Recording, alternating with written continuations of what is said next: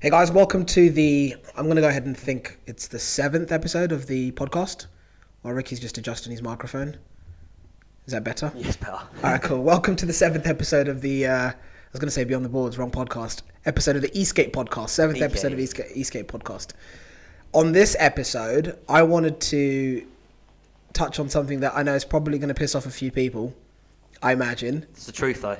And that is the whole situation around cloud wheels. Time to tell the truth. We've had a lot of requests about how come you guys haven't done a review of cloud wheels. There's a very, very good reason why. I'll let you. Because they're trash. Wow, that's a bit of a. No, they're not good for anything. They're not good for off-road. They're not good on-road. The only good thing they're really actually good for is the wheel diameter just gives you a good top speed. But apart from that, the urethane that they're made out of is way too hard. Still, I mean, these different versions of them that are softer, but I think it still has the same issue.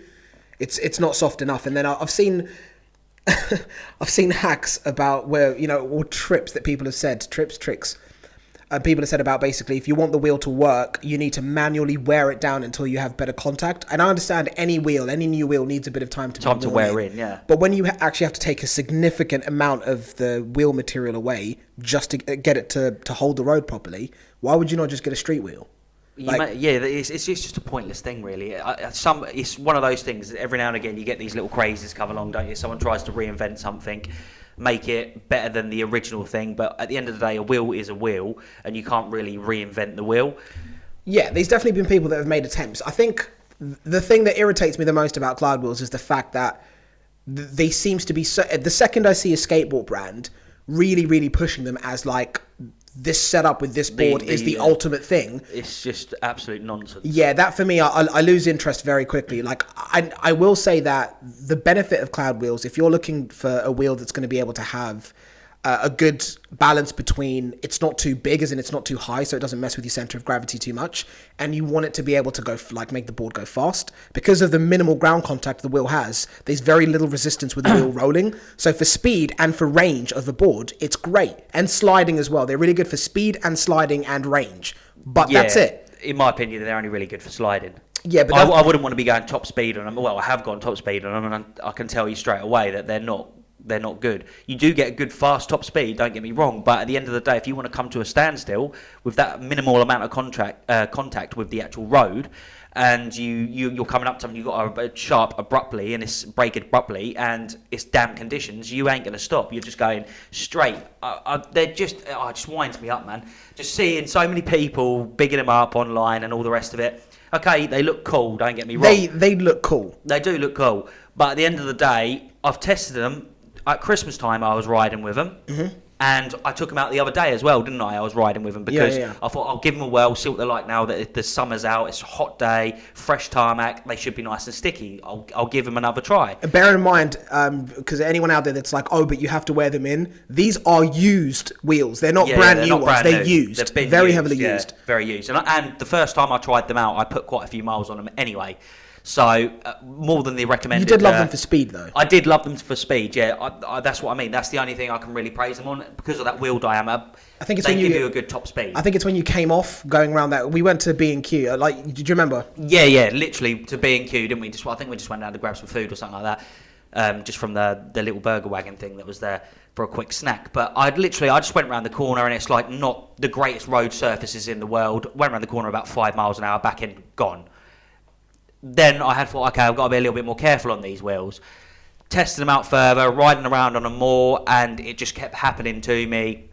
And like for carving as well, they are not good for carving. Unless you're carving on them and you're not very experienced at carving, so you're not going really deep with the carves and all the rest of it, then yeah, I can understand why you're saying, oh, these are the greatest wheels ever. But if you're someone that's ridden a lot of skateboards, used a lot of different wheels, and you really know how to get into a deep carve, then these are going to be no good for that whatsoever. You've literally got 25mm max of contact to the actual tarmac itself. The urethane is not the greatest quality out there. And at the end of the day, when you've got that mixture of combo together, you're going to end up coming off and the board is not going to stick to the ground, is it? Yeah, I think the biggest irritation for me with those wheels is that They don't really work on smooth roads because of the minimal ground contact. Exactly, yeah. They don't really work off road. Like if you're going through loose surfaces or like crazy grass, they will work better than street wheels going over like fairly low grass because the wheels won't slip out as much. But they don't perform like an all-terrain wheel. I think they don't. No, nowhere near. Trying to get something that does the best of two different worlds and smudging it in together to have like this ultimate wheel that does what every other wheel can't do. So it's great on the street, it's great on the off-road. That's just not a reality. You have to pick a compromise because the benefits that cloud wheels have, I don't see them being benefits over either picking a street wheel or picking an all-terrain wheel. Exactly. If you want something of that wheel diameter, just get like the 107s or something like that. That's going to be the closest thing you're going to get. I mean, you've got literally probably 60, 70 mil of contact onto the road with them wheels, maybe even more. They're like absolute monster of wheels. And they stick, because even actually, jumping back to that about when I was testing them out over there, and it was sort of near Christmas time, and we literally just went round that corner, didn't we, at 5 mile an hour. Come off, the back end just come out on me. After that, I immediately swapped out. Well, not after that day, but I used them a little bit longer, and then I immediately swapped over and started using the 107s again. And I could not believe how much of a difference those 107s made to the cloud wheels that I was using on there originally.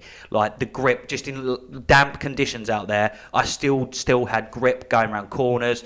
I had way more confidence in the wheels itself and being able to stick to the ground. Whereas before, after that, just that 5 mile an hour around there, and various other times that it had done that to me as well, it really I was just like, these wheels are not good. No, I definitely do agree. It's one of those ones that it took a bit of messing around for us to kind of come to that conclusion, but we're not writing cloud wheels off because we haven't tried them. We have tried them. We've tried them in various different conditions. Like I said, they just don't perform well off the road. No. And they don't perform well on the road. Like carving with them is the scariest thing I've ever tried in my life. Yeah, they're not good. Not good at all. It doesn't work. But like I said, if you are not that experienced a rider and you want a wheel that does tackle terrain and allows you a little bit of off-roading capabilities in terms of going over very short grass, that type of thing, then yeah, fine, they're not bad, especially because of the, like I said, low resistance, so it helps your range with the board, and also speed if you like to ride in a straight line and you want to have some fun and go fast. But I think the negatives of obviously the minimal ground contact just obliterate the positives. Yeah. Those wheels, in my opinion, are more haphazardous. They are. They're dangerous. Any other wheel that I've used. In my opinion, they're dangerous. And like, even like for going off road with grass and stuff like, if you've got the 107s on there, which is going to be the closest match to those wheels, you can go over the same terrain as what those cloud wheels can, if not better, with more ground contact. I think the cloud wheels kind of handle like grass better, like they don't slip out as much, but the 107 will still go over grass. The cloud wheel, because of the shape of the wheel and the design of it, does roll over that type of terrain a little bit better. I'm going to be honest. I'm going to disagree with you on that one and be completely honest with you. And I personally don't think they've got any advantages over any wheel out there. Okay, so he clearly hates them. I've ridden them way more than you have, haven't I? So that's fair. I totally like. Every time I see someone post, oh, these are the best wheels, all the manufacturers putting on the boards now, it's like, stop. They're bad, dangerous wheels. Somebody's going to come off. Somebody's going to get hurt. I think it sounds really bad, but I'm yet to see any of the, like, it sucks that Eksate are going to be adding them to, I think they're going to be selling them with the Flex, because the second they did that, that's when my view of Eksate kind of just went, oh, not you guys too. Yeah, it's just one of those things, and something comes along, there's a big hype about it, and I suppose a lot of people that aren't used to electric skateboarding, just getting into that type of thing, they're going to jump straight on and thinking they're the best wheel since sliced bread, because they've seen every other YouTuber out there bigging them up like they're the best thing ever. Yeah, then I honestly think they are seriously not good wheels, and we was thinking about doing a video on them. We was just like, well, there's nothing positive to say. What can we say that's going to be good? Yeah, I think we'd get slated if we did a video about it, because it, like I said, speed and sliding, that is all those wheels are good for. Yeah, if you want to go out and have a good fun trying to slide your board out, then they're going to give you the less resistance to the tarmac, and they're going to slide the easiest. So by all means, grab them for that. But if you're planning on going out on a serious ride with them, just don't even think about it. Get yourself the 107s or something like that. That's going to actually do the job properly. Yeah, it's fair, and I know this seems really, really brutal, but you've got to be though, because there's so much misleading information out there about them, and I think everyone is looking at the stats of like the speed you can get out of a board with those wheels, but there's a reason some manufacturers have completely stayed away from cloud wheels, because as we said, they're not good. I mean, like, we've talked about what these wheels are like. The fact that they sucked during, trying to carve with them on, slightly less than desirable days. Yeah. And then we're thinking, let's give them a go in summer. 27-degree heat, and those wheels are still not gripping, and they are used, so the contact is greater than what it would be if they were brand new wheels. They're not a good move. And let alone talking about using those wheels in any type of moisture is honestly suicidal. It is, definitely. Like, I'm not even joking. I'm not exaggerating. Aquaplaning on street wheels is bad.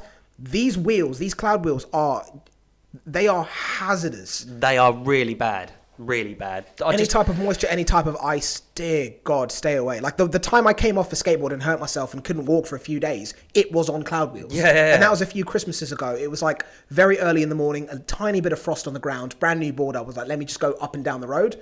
Tried to turn. I was doing about 5, maybe 10 miles an hour max. Yeah. Turned out, back end gone. Straight on my hip.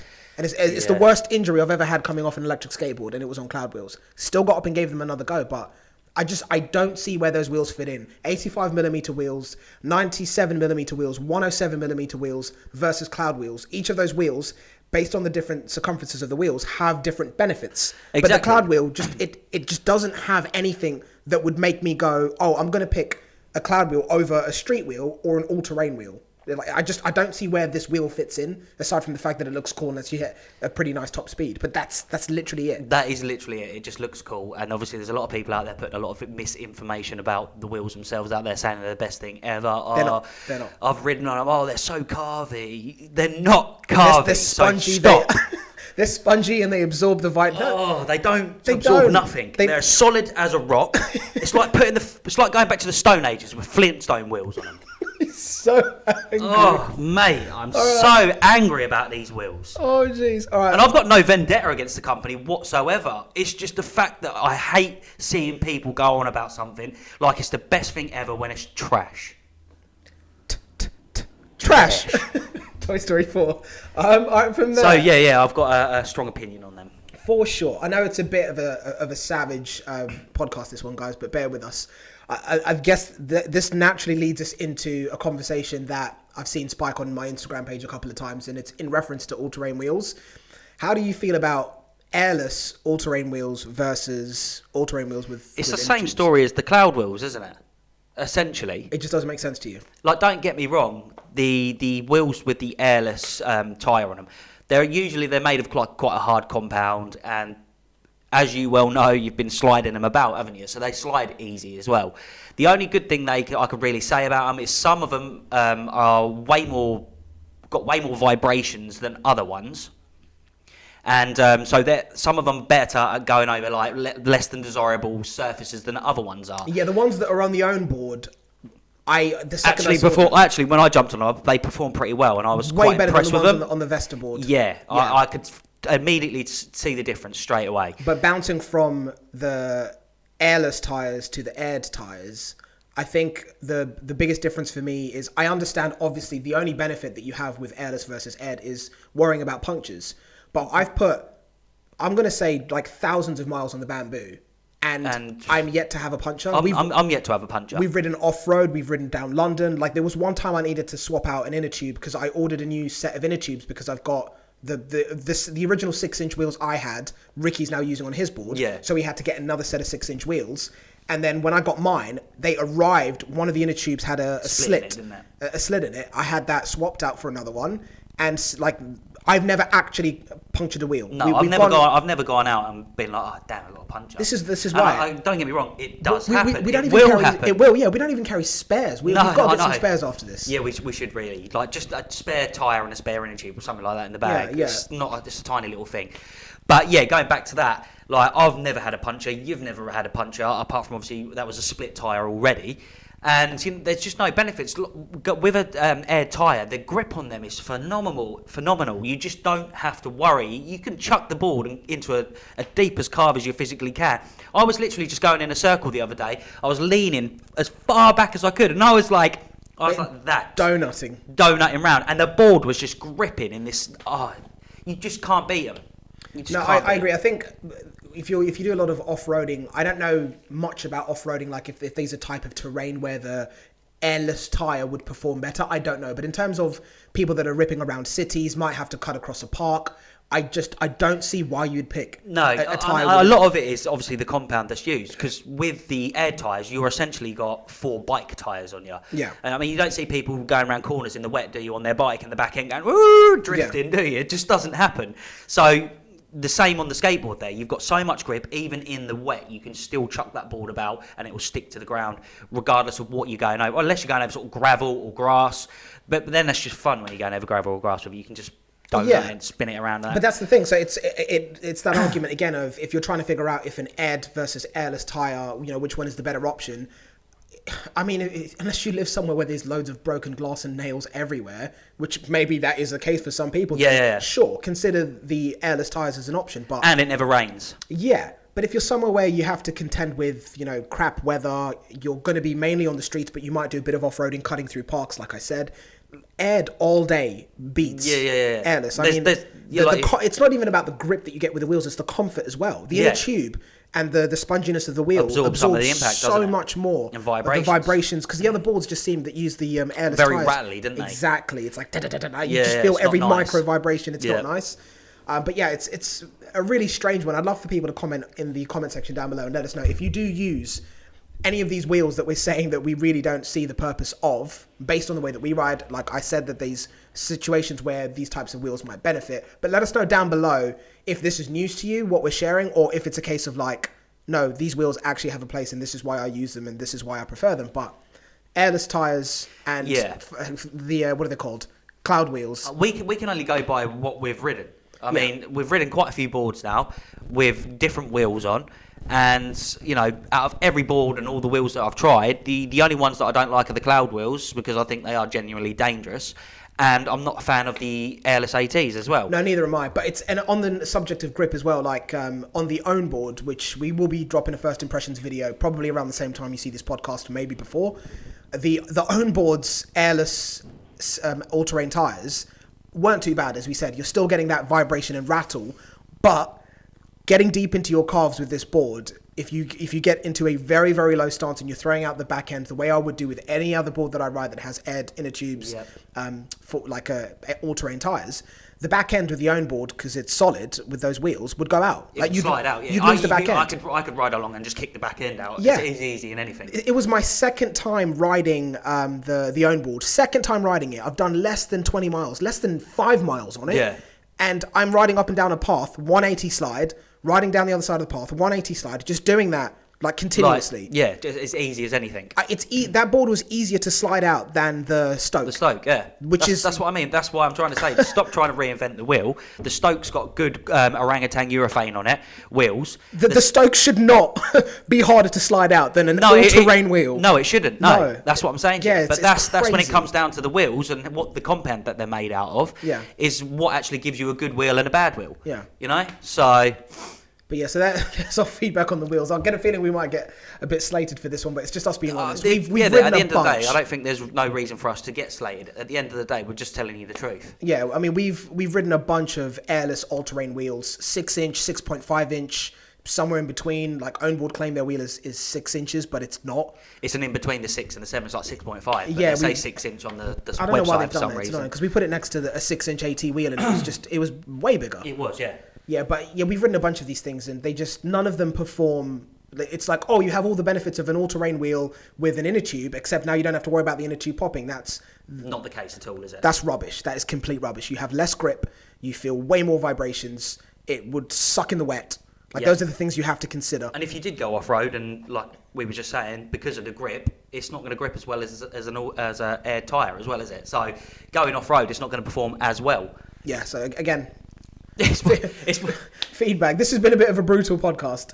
But we've got to be honest with you guys and let you know what the truth is about boards and the wheels that are out there. There's no point of us making videos that just completely lie and give you misleading information, because at the end of the day, riding an electric skateboard is a dangerous thing. You can go, some of them 30 miles an hour plus. You come off of one of those at that sort of speed, you're going to do some serious injury to yourself. Just stay away from cloud wheels. Stay away from cheap wheels that have been manufactured by Chinese companies. Just go and buy a reputable brand wheel from someone like ABEC or, you know, one of the other companies out there that are renowned for making good wheels, and you're not going to have any issues. Yeah, there's a reason. Obviously, there's lots of different versions of Cloud wheels. Lots of companies have partnered up with them to make their own variations. I guess what you could think about is why aren't any of the big skateboard brand or longboard wheel brands, like people like ABEC or Orangutan, bringing out a wheel? Why aren't they making a version of Cloud wheels? I think it's important to kind of note that. It's not because they're, you know, what they're doing is... They're probably laughing back in their offices. They're looking at these wheels and going... Yeah, but the problem is people are buying them, and it's not us trying to poke holes in a company or poke holes in a business, but they are... The hype that we've seen about them online is just frustrating. Because I don't know if these people are getting paid or they're getting kickbacks to say these wheels are great, but it needs to stop. It does. They're not good. But from there, what I wanted to touch on, since we kind of mentioned it a little bit, is...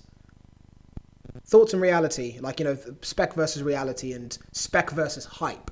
What's your feedback on the own board? Obviously, keep it short and sweet because we do have a review coming. Oh yeah, definitely got a review coming, and obviously, like I said, would say like in the first impressions of this board, that it's been alright. I mean, okay, wait. Let me jump in. It's just so hard to like. Let me jump in. I think. This is our general consensus, and as we'll say, like with the podcast, we're always able to go into a little bit more detail about our feelings on a product, and we can be a little bit less diplomatic than we would be in a review. Yeah. Essentially, if you're looking at the own board brand as, oh, they've got a carbon, they've got a bamboo, no secrets aside, they're clearly imitating the Evolves. And what we saw online, the feedback that we've seen from people, I was sitting there thinking, crap, man, if these boards are as good as everyone is saying and the specs actually perform like they do in reality, this could actually be, why would you spend Evolve money when you can literally save yourself £500-600 and buy something that does the same job? Yeah. So if you look at own boards, bamboo in our case, which is the one that we've ridden now and the one that we have, as an Evolve killer or like an Evolve alternative, it just ain't it. Nah. It's not it. If you look at it as an all-terrain board with great spec, great speed, great range, great components, and pretty surprising build quality for the money. Yeah. Great board. But I think the difference is, I think the analogy that we came up with is riding the Evolve Bamboo is like riding a rear engine sports car. Yeah. Responsive, everything works in unison. It does what you want it to do. So it's like a performance car at the end of the day. Yeah. And I mean, I really hate the fact that we have to keep going on about Evolve.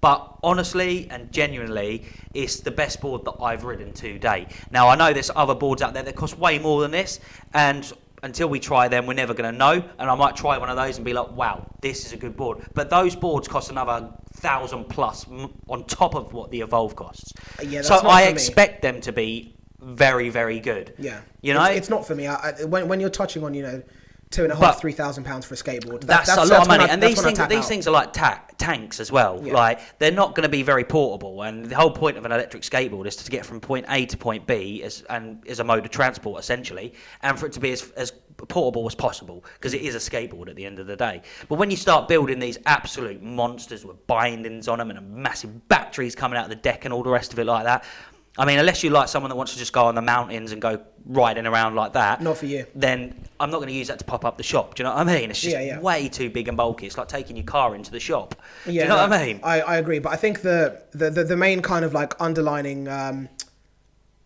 fact that we've picked up on is I was saying earlier on, like I was referencing like a rear engine sports car. Yeah. And then the way that we found the own board performed was more like, it sounds like a bit of a weird way to say it, but like a limo.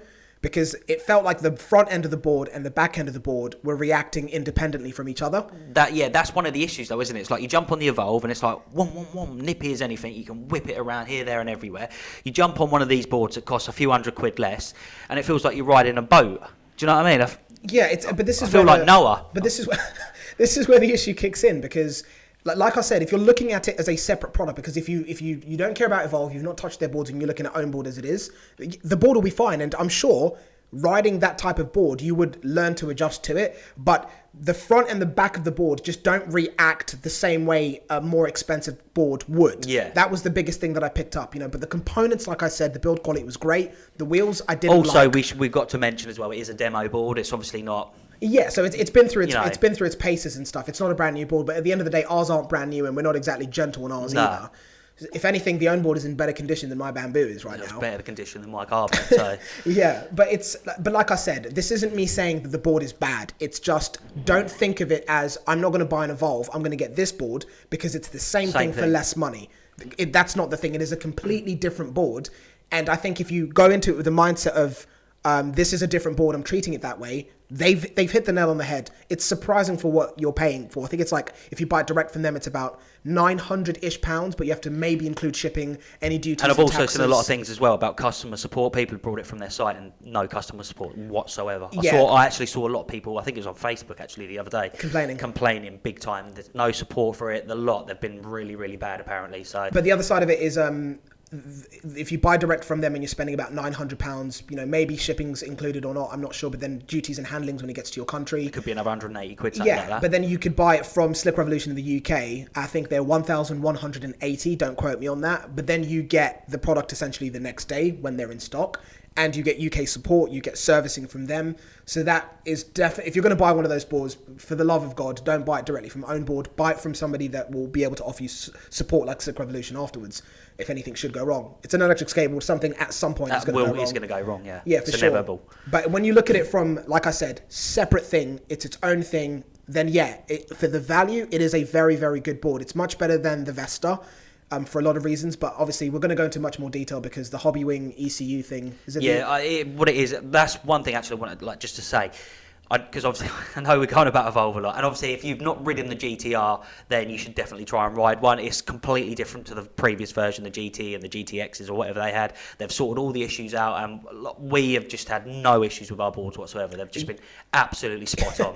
This isn't us blowing smoke off the It's not. It genuinely isn't. My booster board, how many times did it go wrong? It went back to the Netherlands to boost it in the Netherlands 6 times. And then it needed to go back a 7th time because one of my motors is clicking right now. Exactly. It works fine, but the motor's clicking. And I know what the issue is. It needs a motor rebuild. But now I've got to send the motors to a company with Eskate stuff in the USA to rebuild the motors. X-Way, we still have 2 broken X-Ways. Yes, we do. Two. 3? I thought we had 3. Yeah, 2 X-Way 1s, the originals, and then the Pro, right? Pro, right. So 3 X-Way 3 broken X-Ways, and like I've said, we don't ride gently on our boards. We do abuse them a bit. Nothing's wrong with the GTRs. Nothing.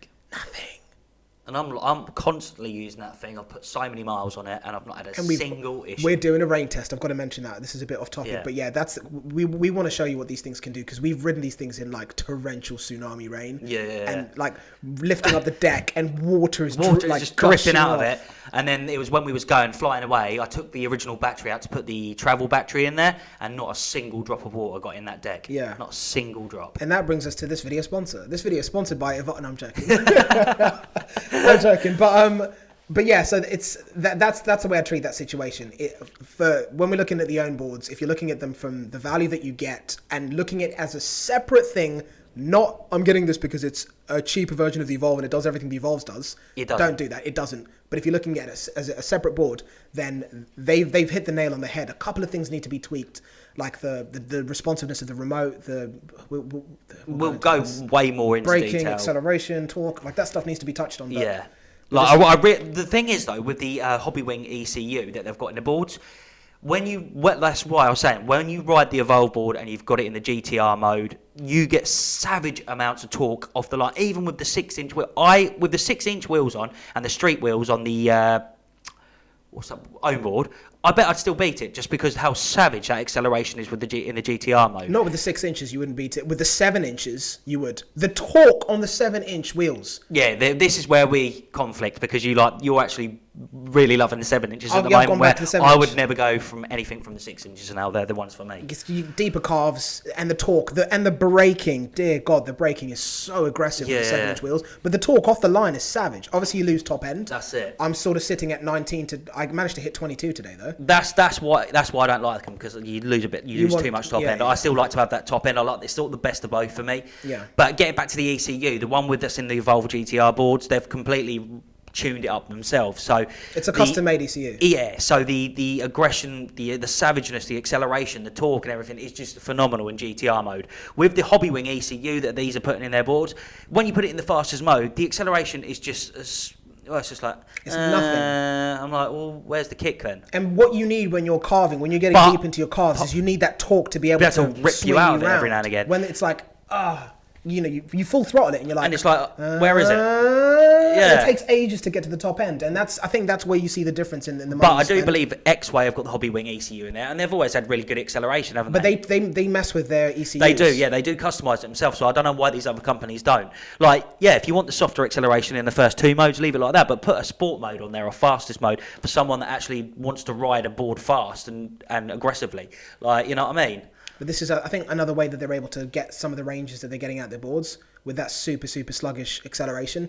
Because if it had the torque and the kick that the GTRs does, because I mean, if you kicked your GTR for a little bit and then hit the gas, you'd get so much more range. Because that initial burst is what hammers the battery. Oh yeah, it does. So that's another reason why they're pretty good at balancing their range with their top speeds. They're not realistically getting any more range than what the Evolve boards are. I mean, from what we've seen, like the Vesta absolutely smashed the Evolve in terms of range. Yeah, it got way more. It did get way more range, but it was really slow. So it wasn't enjoyable. So what's the point?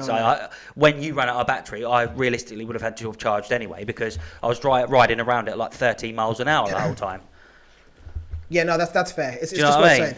But yeah, as always, guys, we could always go on about these different subjects. Yeah, sorry about the rants today, guys. This was probably one of the most disjointed podcasts that we've done, but there was a lot of stuff that we just had to express. Yeah, this was a venting podcast, because the amount of times I keep every image I post of a skateboard, there'll be at least 1 or 2 people that will say, "Oh, like, why don't you put cloud wheels on that and see what it's like?" And I've been holding my tongue, because we knew that we were trying to figure out, can we make a video about these? And then it was like, no. So let's do a podcast and explain our beef. The only video that we could have made about them is to show you how dangerous they were. Yeah, just a video of us sliding them out, like just showing you the differences, like the 107s, the cloud wheels. Do you know what? And another wheel on there, showing you the stopping differences, showing you the grip that they've got, things like that. You want to see a video like that, let us know. Yeah, let us know if you want to see a video like that. And we'll do a test, all of the main wheel variations, and also we'll show you. Also, if you do want us to see make a video about this, leave in the comments section any suggestions you've got, to wait for us to make it as fair as possible, so that there's no arguments, bickering down in the comment section. Oh, that's not fair, that's not scientific.